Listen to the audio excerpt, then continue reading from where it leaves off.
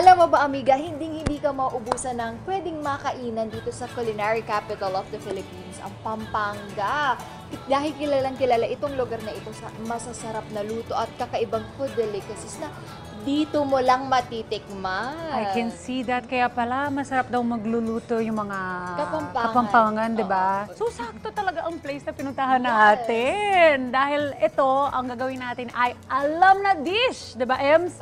At ano nga ba ang mga niluluto niyo dito sa Pampanga? Baka mamaya kakaiba naman po yung mga niluluto niyo. Kakaiba talaga, amiga. Kasi alam mo ba na, syempre dito talaga sumikat ang sisig, di ba? Meron pang isa, meron din kami mga exotic food. Exotic? Gano'n ba ka-exotic? Eto, papakita ko sa'yo. Amoyin mo muna. Amoy vinegar. Amoy vinegar. Are you excited to see it? I don't know if I'm excited or scared, but let's do this. Okay. Nakita mo ba yung paa-paa, amiga? Ems, parang insect. Insect. Oh? It's kamaru. We call it kamaru. Crickets. You wanna try it now? Now? Niluluto pa natin, amiga. At para malaman natin kung paano nga ba niluluto ang kamaru, makakasama natin this morning si Chef Sherry. Chef, good morning! Chef, dito ka muna sa gitna namin. Good morning po. Okay, I'll get to Maya Payabak po. That's good morning in Pampanga. Nice! So, I think we're ready to cook the kamaru na, Chef Sherry, Yes, no? sige. Ano bang ingredients ang kailangan natin? Itong kamaru po na ito, after ma-harvest, so wino-wash siya. Kasi nga, sa soil kinukuha. yes, So may mga buha-buha. Mom, thank you po for washing the kamaru.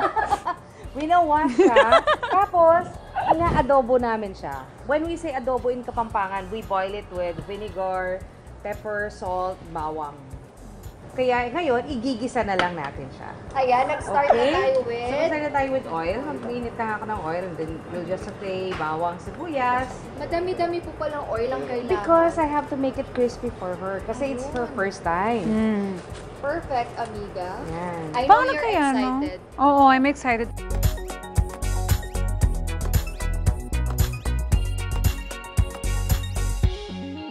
Iuuna ko ngayong i-fry ito. Ayan. Kasi nga, gusto ko malutong para kay Miss Dayan.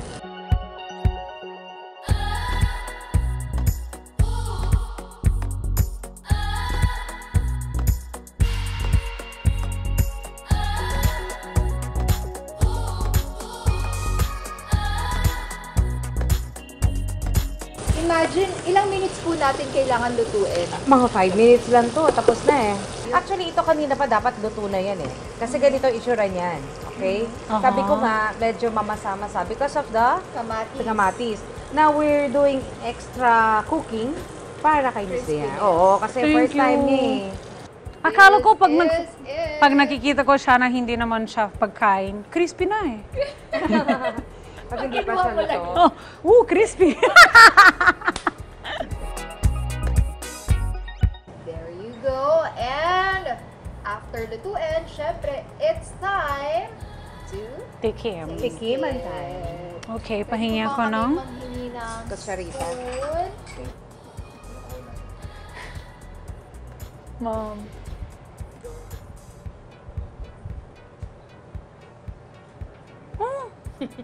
Okay naman siya. Promise. Hindi ka makasalita.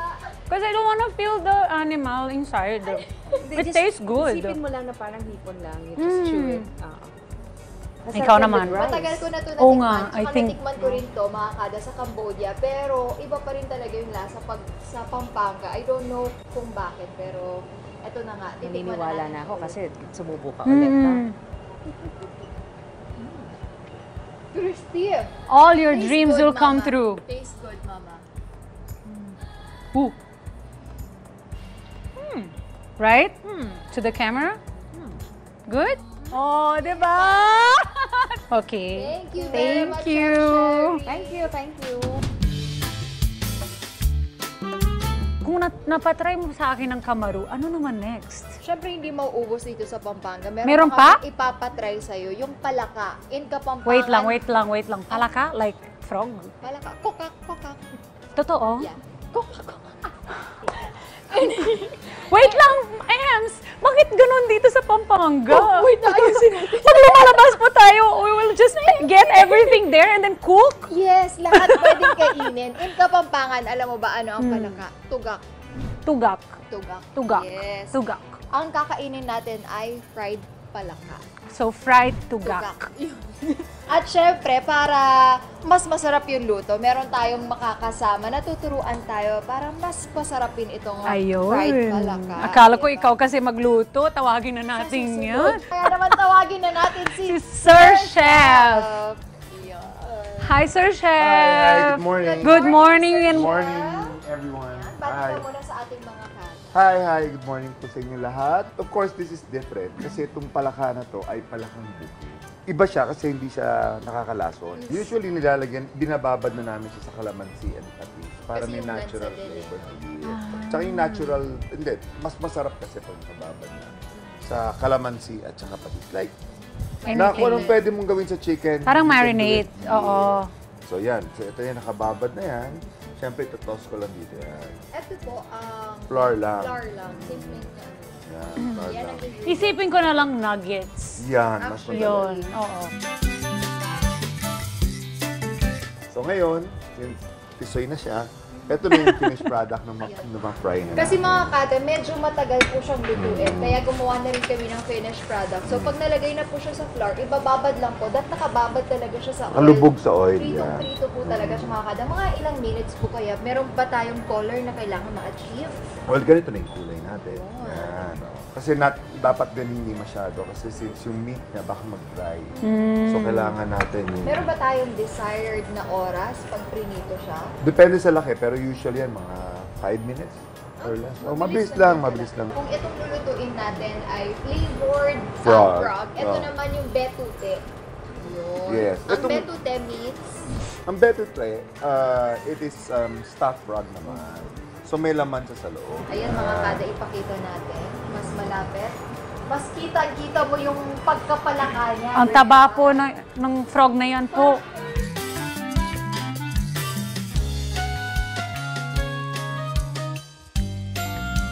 Nilagay ko na Sino, yeah, After the garlic, ilagay na natin ang fried. Kasi yun po yung finished product nito. Siyempre, para may garlic flavor siya, tapos saka lang natin ito toss ulit yung parmesan. Garlic. So after natin ma-fry mga kada sa garlic, maglalagay lang tayo sa container. With Of course, yung pinaka-importante. Shake! Hindi ako napapasayaw, hindi mo na marunong sumayaw. This is it, the finished product mga kada. Ito na ang flavored Palaka. If I eat this, will I jump higher? a little. A little. Yan. Kukak. Hindi ka tatalon. Magkukokak ka lang. How was it?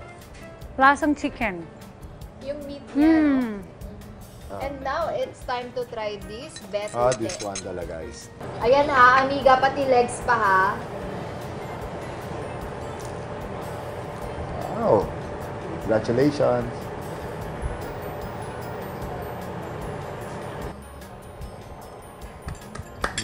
See? See? And I want you to try this leg part. No, Ems. I'm good. Yan. Laman yan lahat. Tastes like chicken lang. Gusto ko yung... Tiis work? Masasabi ko sa tiis ganda? Tiis work lang po.